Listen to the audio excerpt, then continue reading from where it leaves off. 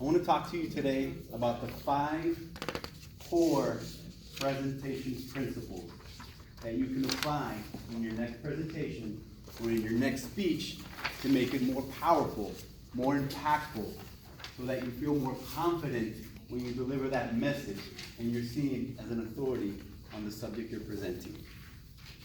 Madam President, fellow Toastmasters, and most welcome guests. Show of hands, who here feels 100% confident in their public speaking skills? Nobody should be raising their hand. That's because we're all here to endeavor to become better public speakers, right? Yes. And that's what tonight's presentation is about becoming better presenters. And after I present these 5 core presentation principles, I challenge you to apply them in your next presentation. And I guarantee you, I promise, your presentation will be more powerful, or your money back. I'm going to use them. Yeah. What are the 5 core presentation principles?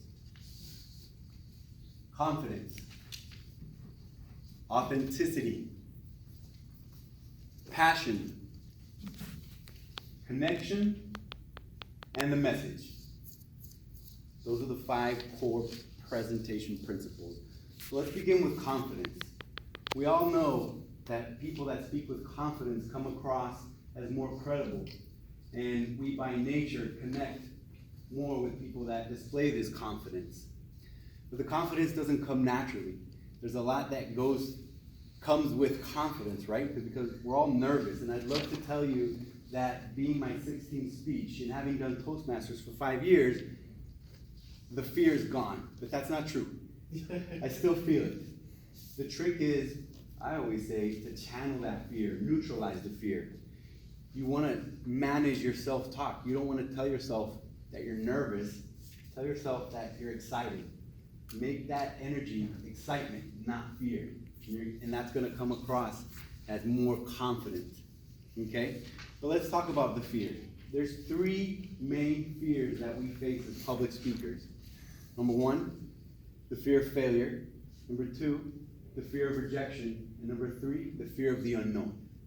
Fear of failure refers to you thinking that you're going to come up here and you're going to use crutch words and you're going to forget what you're saying, or you're going to leave something out, and you will.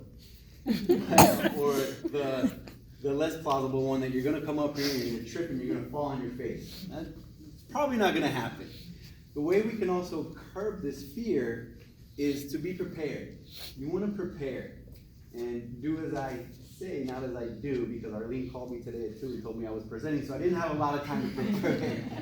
But if you prepare, you will feel more confident because you'll know what you're doing. Practice in front of a mirror, in front of a family member. Get their feedback before you come up here and present. And that will lower your fear of failure. Number 2, fear of rejection. We're afraid that we're going to come up here and we're going to be rejected by the audience. They're going to judge us and they're going to say, what a terrible presentation. Let me tell you what, that's not going to happen, especially here in this club, because everyone's so loving and supportive. And let me tell you a secret. Most people want you to succeed. We're all cheering you on. When we're listening to your speech, we're like, yes. When I hear Jesus and he nails a joke, I'm like, that's awesome. So that curbs your fear of rejection. And lastly, your fear of the unknown. Fear of the unknown is one of the most powerful fears that you'll ever experience in your life, be it fear of a new job, fear of a new relationship, fear of Toastmasters your first time. You don't know what to expect. It's unknown. When it comes to a presentation, you cancel that fear by visiting the place where you're going to be presenting. That way you become familiar with the stage. You know the limits of where you can walk to. You know what the room layout is. You know whether or not you have a projector. You know if it's going to be cold or not, and you can bring a sweater so that you're not. Be prepared, and that will reduce your fear of the unknown. So apply these 3 techniques that I just shared with you to gain more confidence, and you'll see that there's nothing to fear but Fear itself. Fear itself. very good. Number 2, authenticity. Why is this person presenting? You have to have some sort of credibility, some sort of authenticity to your speech.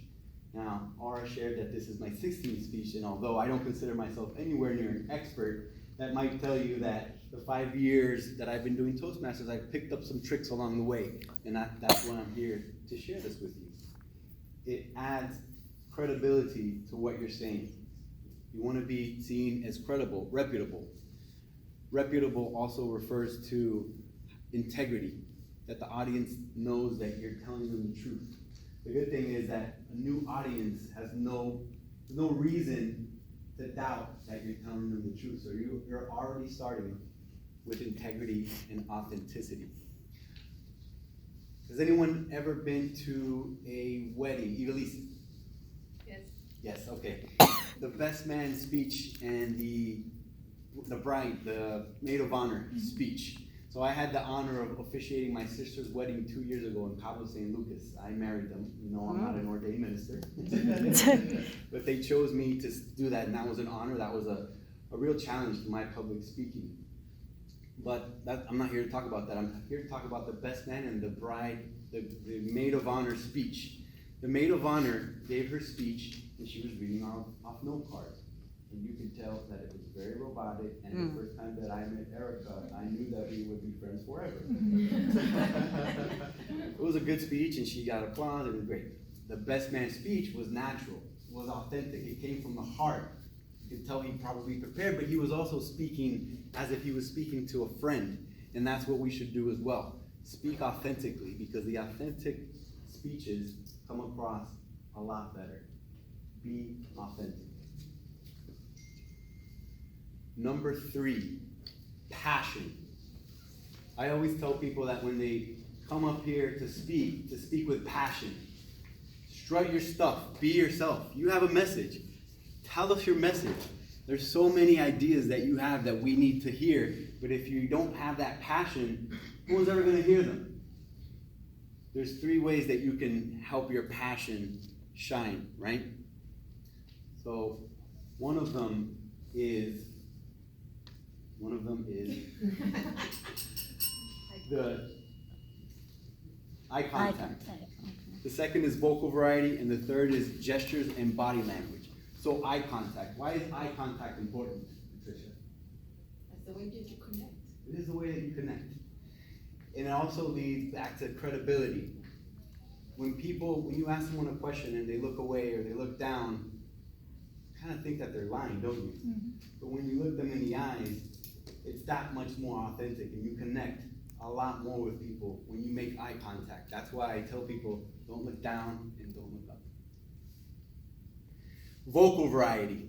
You want to make your points, and you want to increase your speech, pace, power, and pitch, the 3 P's of public speaking. You've heard me speak before, you've heard me talk about this. Make your points and increase the volume of your voice when you want to make a point. When you speak very monotone, no one will listen to your presentation, and it will be very boring, I promise you. Bueller, anyone? Vary the volume of your voice. And third of all, gestures and body language. Some people say that you say more with your body than you do with your words. So make sure that your body language is relaxed. Make sure that you have an open posture.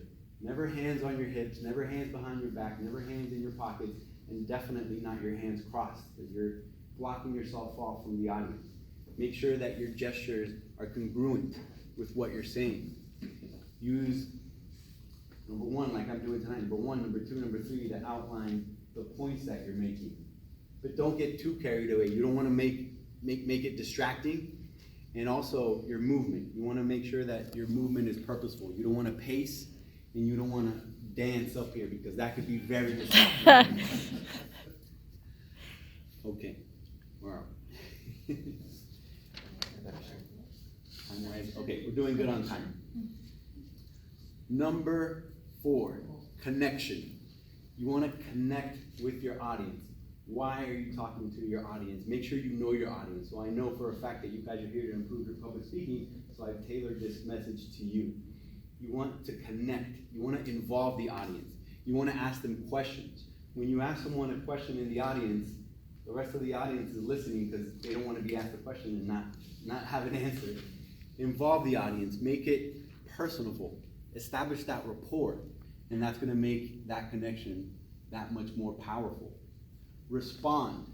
If you don't have time at the end for a Q&A, let the audience know that you can give them additional information at the end of the meeting. And to all of you, you can ask me for more information at the end of the meeting. And last but not least, the message.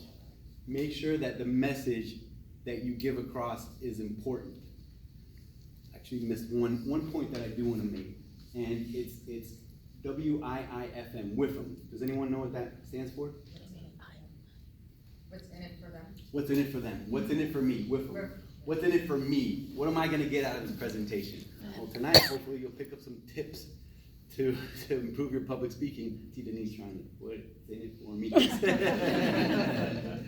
Give them something that they can take away. And that's what I'm doing with you guys tonight. I'm challenging you to apply this on your next presentation. Last but not least, the message. Focus on the message. You want to make sure that the message is clear and concise. It's not so much what you say, but how you say it. And I see I'm running out of time, so I'm gonna wrap up, I promise. You wanna illustrate it, you wanna emphasize it. We don't have a board tonight, but I would be writing these points on the board to say it again. You wanna repeat things multiple times to make sure you drive the point home. Confidence, authenticity, passion, connection, and message. Apply that in your next speech, and I promise you, you'll have a more powerful presentation. Madam President?